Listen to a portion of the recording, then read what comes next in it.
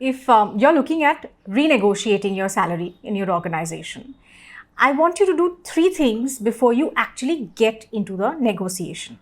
3 tips that will really help you. Tip number 1, write. It's amazing how much clarity, writing down your thoughts on a piece of paper can actually bring. So what should you write? 2 things. 1, write down the role and the responsibility that you were hired for and all the additional responsibilities that have either landed on your plate or you've taken up voluntarily. It will help you to understand the difference between, what you were hired for initially and what you're being paid for, and all the additional stuff that you've taken on and how much additional should you be paid. So write that down. The second thing you should write down is all the small and big achievements, contributions that you have done that have led to team success. Now, don't assume that your team leader or your boss knows about these. Don't also assume that, you don't have to talk about these. You do. Please speak about your achievements. There should be no fear and there should be absolutely no shyness in talking about your achievements. It's your job. These are your achievements and you need to speak about them. So hence, write each and every achievement down before you actually go into your negotiation. 2, look beyond money. Sometimes there is no money on the table to negotiate on. Your boss may tell you that this is all the money that has been allocated to our team for raises and this is all I can give you, and you feel it's not enough.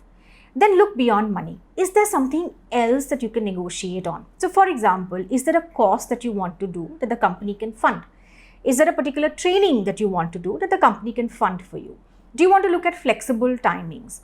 So look beyond money for other things that can actually add value to you, that are actually valuable to you, and you would like to negotiate on those as well. So it's not always just about negotiating on money. Look beyond money as well. 3, craft your pitch well.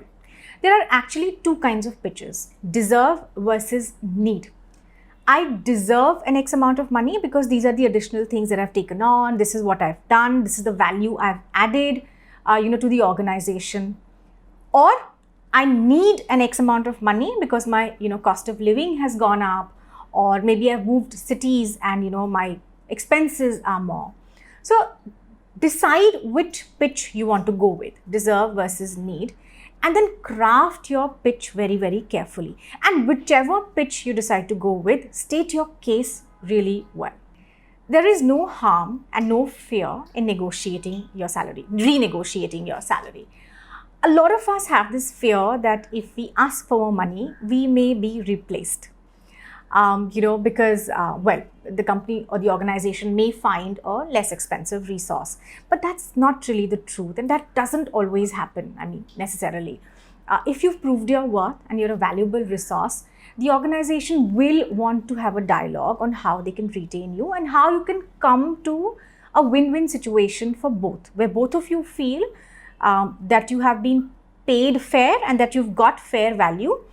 And both of you have a win-win situation.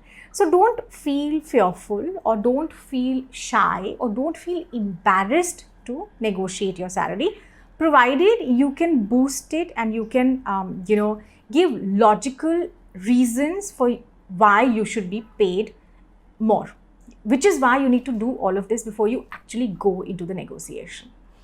This is Dipika Singh. Hope this was valuable. Leave me a comment below telling me what other videos that you'd like me to make for you, what other topics that you'd like me to cover.